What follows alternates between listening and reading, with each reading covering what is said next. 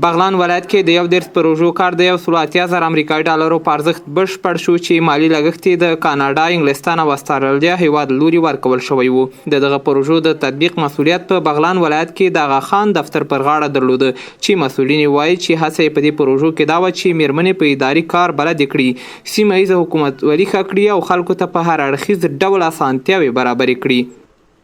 حکومتداری سیستم ایجاد سیستم‌های آرشیو بود، مرکز معلوماتی بود، اینا بودن که در مجموع 6 پروژه بود و یک پروژه هم هست در بخش خود حکومتداری انترن یا ایجاد سهولت برای حکومتداری خوب بخصوص برای زنها هم کار یاد بگیرن، هم ظرفیت‌هایشان بالا شوند، هم زمینه کاریابی دارنده شوند، هم بتونن زنها در آینده در سطح ولسوالی‌ها مشکلاتشان را با اداره ولسوالی در میان بگذاره که او از حکومت کانادا بود. کلانترش هم داشتیم که میتونم بگم که کل علملی هست، کل کلانی است که تقریبا $251,000 هزینه گرفته و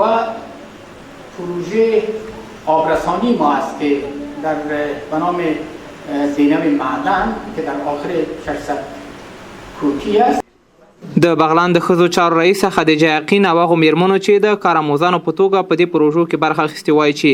میرمنې به له دې وروسته له ترلاسه کړو اداري مهارتونو څخه د دندې پر مهال ګټه پورته کوي. میرمنې له پلرونو غواړي چې خپلو هغو لوڼو ته د کار کولو اجازه په ادارو کې ورکړي چې زده کړې کړي دي. ارتقای مهارت‌های عملیشان که اینا در جریان کار در وظایف کاریشان و در فرصت‌های کاریشان از این استفاده خواهد کردن. این بخش واقعا برای ما خیلی مهم و ارزنده بود که می بانوان با توانایی هایی که داشتن هم با تئوری و عملی اینا رفتن شامل کار شدن و 5 ماه دوره کاری را اینا خوب تطبیق کردن و انجام دادن. بله، وقتی ما کارآموز شدم یعنی میتونم به یک جای دیگه هم کار بکنم و امیدم از دولت داریم که یک جای خوبتر ما به کار استخدام شد. پیام به همه فامیلا و پدرها و مادرشانی است که بالای دختر خود که زحمت میکشه درس میخوانه اونا را بگذارن کار بکنه. د بغلان د اقتصاد رئیس او د دوشي ولسوال وایي چې د دې پروژو په تطبیق سره زمینه برابره شوې څو زیات خلک عامه او وظیفوي خدمات ته لاسرسی پیدا کړي. که این فعالیت های دفتر محترم آقا خان عرضه خدمات اجتماعی را برای مردم فراهم ساخته و یک سهولت را برای مردم در سطح ولسوالی ها در سطح ولایت ایجاد کردن. میتونه که بخش کنکاری را کاهش بده و از قماندانی و جمعی باشه از ویوای سیومی در عرضه خدمات حضور دارن میتونه کارشه، اما مراجعین محترم به وجه اصلا انجام بده. کارهایی است که در ظرف مثلا تذکره است عرایضی میشه در یک روز انجام میشه، موضوع حقوقی است و طول مدت است، احتمال داره وقت میگیره